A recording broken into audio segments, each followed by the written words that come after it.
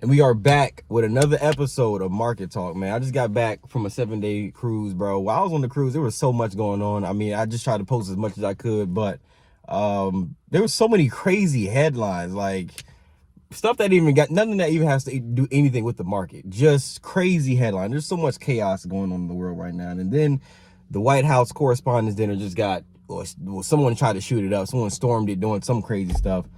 There's so much craziness in the world, bro. You just got to find peace, okay? This is the time to, like, really focus on you and your mental, because everybody seems like they're on edge because there's so much tension going on. It's like since 2020, it's just been building up. People just can only take so much. Everybody's on edge. Everybody's just ready to snap, it feels like. So take a deep breath, focus on you, man, and just really, like, make sure you don't go crazy out here. All right. But with that being said, let's get into like what's going on in the market. Let's get into what's going on in the world with the Strait of Hormuz, because oil is starting to go down. The gas prices are starting to come down a little bit. They're still higher than what they were when the war started, but they're starting to come down. And I think that is only because Trump they've quieted down about the Iran war. They haven't been tweeting about it, a bunch this week. They've been trying to do other things. Like, there's been other news that have been covering up the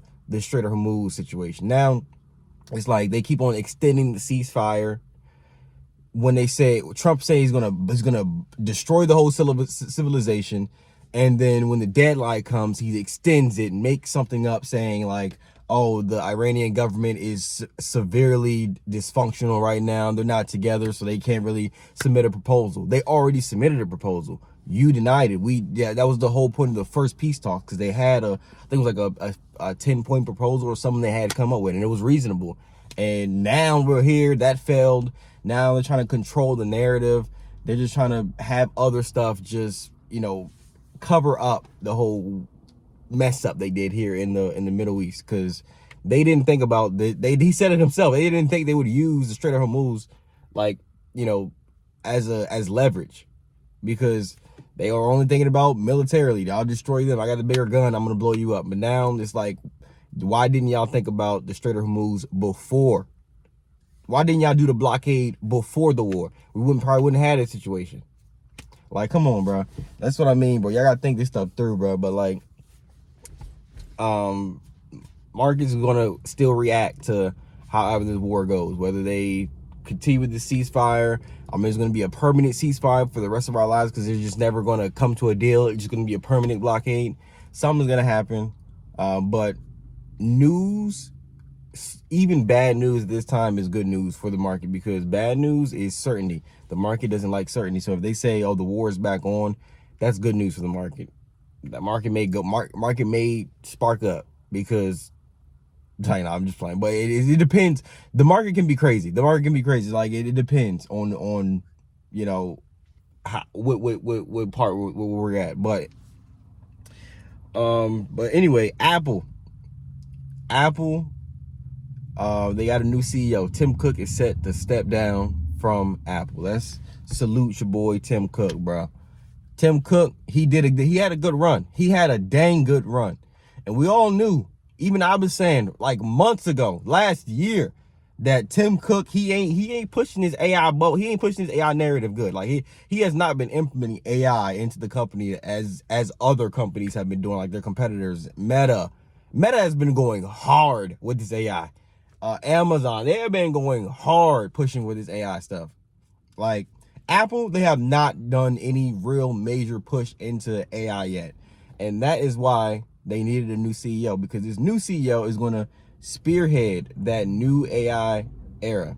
And John Turnus, he's supposed to be like an engineer, so he's going to really know the ins and outs of things. Like, I think this could be great for Apple. This could be great for Apple. It's not saying, that's not taking anything away from Tim Cook. We knew Tim Cook he wasn't doing something right with this AI. So like, I knew, like, he just, either we gonna have to get some new leadership, or he was gonna have to do something. I don't know, because he didn't make any real pushes into this AI, AI future. So hopefully with this new CEO, we're gonna see some new flagship products from Apple. We're gonna see them leading the game, because Apple was one of the first to even have AI. They had Siri. They were one of the first. So All they gotta do is improve upon Siri, and they can control the game, bro. Like, they just gotta implement AI into their products that we already use, that we already love, and they got the game. But they haven't really done that so far. So hopefully with this new CEO, we'll see more of that.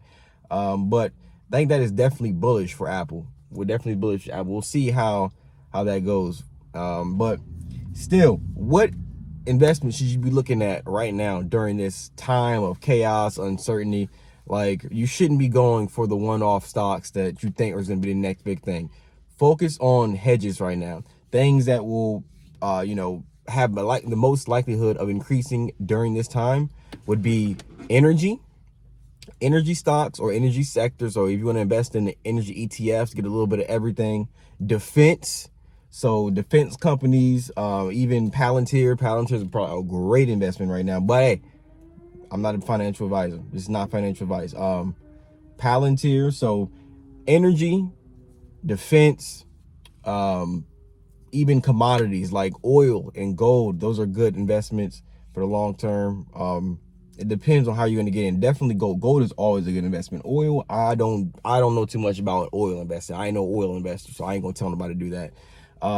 But commodities, energy, defense, AI, regardless of what happens with this war, regardless of any of that, AI is going to be around. AI is going to be needed. So who's spearheading AI right now? NVIDIA, AMD, Micron. Like, these are some AI leaders that you can invest in. Definitely NVIDIA. NVIDIA is cheap right now. NVIDIA just hit 200. NVIDIA was down to like 150 for a long. It was cheap for a long time. So if you didn't pick up NVIDIA all this time, one of the number one stocks on the market right now, I don't know what you were doing. But there's always a bull market somewhere in the market. No matter how much chaos is going on, there's always somewhere to make money in the market. Whether you're going long, whether you're going short, whether you're betting on the market, like, it doesn't matter. All right. And then they got these new prediction markets too, where you can bet on just random stuff, the weather and craziness. We're not even going to get into all that, but there's always a way to make some bread in the market. All right.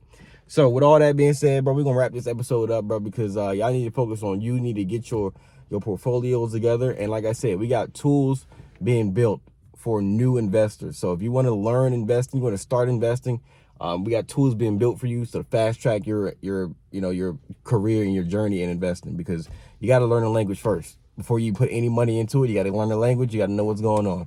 So that's what we're building. And these are tools that I wish I had when I first got in. So can't wait to show you guys this thing we're building over at DEGEN Depot. So I'll see y'all in the next episode. Peace.